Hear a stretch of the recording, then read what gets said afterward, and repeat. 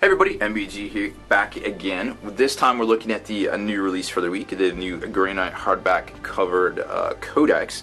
Now this is the, third book released for the new edition of 40K, and obviously it's, just right off the bat, you know it's not going to play like 5th edition Grey Knights, because they were really, really good, and I think they've definitely brought this book in line more with the current edition of 40K, which... it depends on who you talk to. I think it's a pretty good edition. I think it fixed a lot of the problems with 6, but, everybody's always got their opinions, and I definitely have a few myself.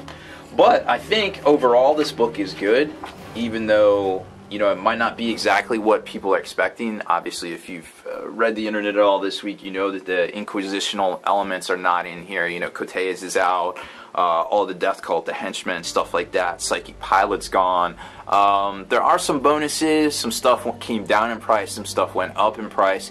This really isn't a video for that. This is more of like a review of the book itself, kind of showing you what you get. And hopefully I'll have time next week to really get into a lot of the changes and a lot of strategies for the book. Now, if you're still trying to get the inquisitional elements, of course, there is a supplement out there that's available in digital form from the Codex Inquisition, which is where a lot of that stuff went, which is, I can kind of understand, hey, we don't want two parallel sets of rules to keep updating and going back and forth on, but also I feel like that was kind of the fun part of the Grey Knights book to begin with, but I digress. So that's kind of where we're at with that.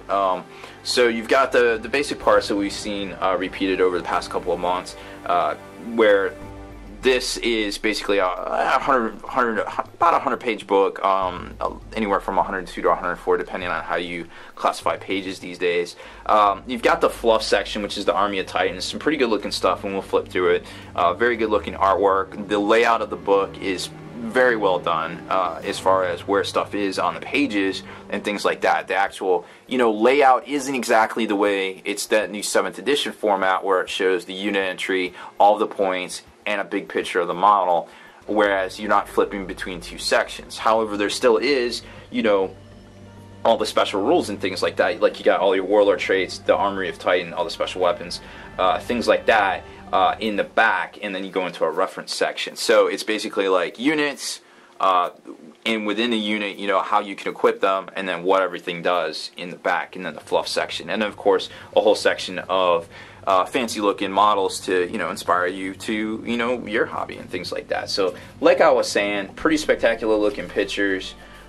We've seen some older artwork recolored, some newer stuff created. That's an older piece of work there, but lots of cool stuff. And then they really get into specific heroes, like of course Drago, who we all know and love, supposedly, depending on how you ask. And then you get into a lot of different things, some heraldry. Just a lot of good looking stuff in here that we haven't necessarily seen before, and some retelling of some older stuff, and then obviously throwback to the last edition Codex. So then it kind of gets into a lot of the different painted models, which is always spectacular stuff to see. Then we get into the Forces of the Grey Knights, which is where the meat of this book is, and what everybody wants to see.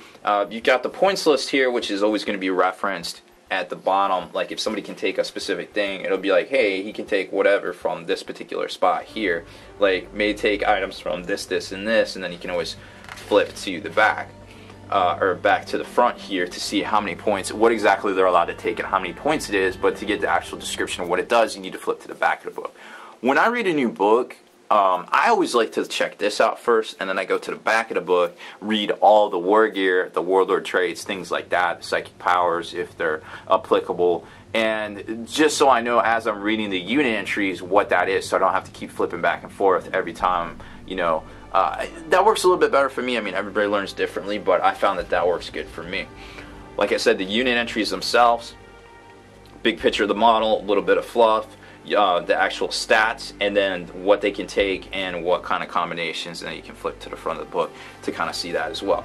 The trend that's been set currently is that we have formations and things like that in the new codexes, and this one, of course, is no different. Not only do we have a formation, but Keldor Drago has become a Lord of War, which, to be honest, doesn't really surprise me, because he's kind of a badass. Yeah, he's got his AP2 weapon now. Hooray! 30 points cheaper. So I definitely think we're going to see him as an auto include once again in a lot of army lists, especially because of what powers he knows right off the bat.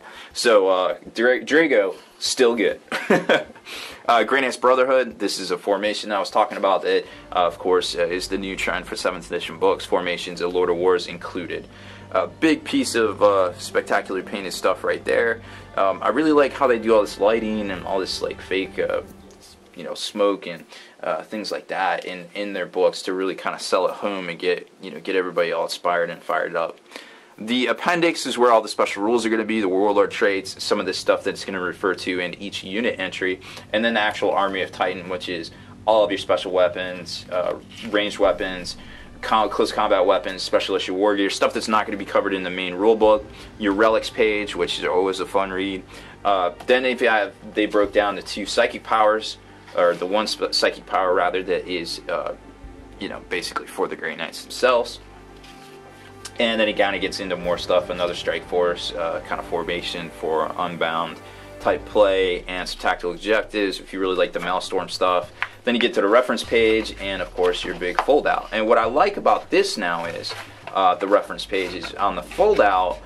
It's always going to have a lot of your special rules. Like in the Space Wolf book, you can't really see that, but let's slide this over. But the special rules is always a good read because you might not pick them up at first, that certain things have changed or not changed, but it's good reading them all in one centralized location, kind of like the Universal Special Rules section in the main rulebook for 40K, where you can kind of see them all in one spot, and that way you know if something has changed or not. And I find that's extremely helpful in this book as well. So other than that, it's pretty much it. Just just another 7th edition Codex. 2 weeks after Space Wolves. I mean, it is what it is. We might see another one soon. I guess there's not too much left. We got what, Dark Eldar, Necrons, and Blood Angels. I think that's all that hasn't come out yet. So it's gonna be shape up to be an interesting quarter 4 here for 40K. Whether what we see for releases and things like that. So that is about it for the actual first look at the new Grey Knight Codex. Of course, there will be hopefully more strategy and tips and tricks and things on the new book and the Knights of Titan themselves, because always a fan favorite. I think it's one of the more popular armies out there, not just because they're Space Marines. But that's it for this one, guys. Make sure you subscribe to this YouTube channel. Check out the blog, spikybitsblog.com, and listen to our podcast, forgenarrative.com.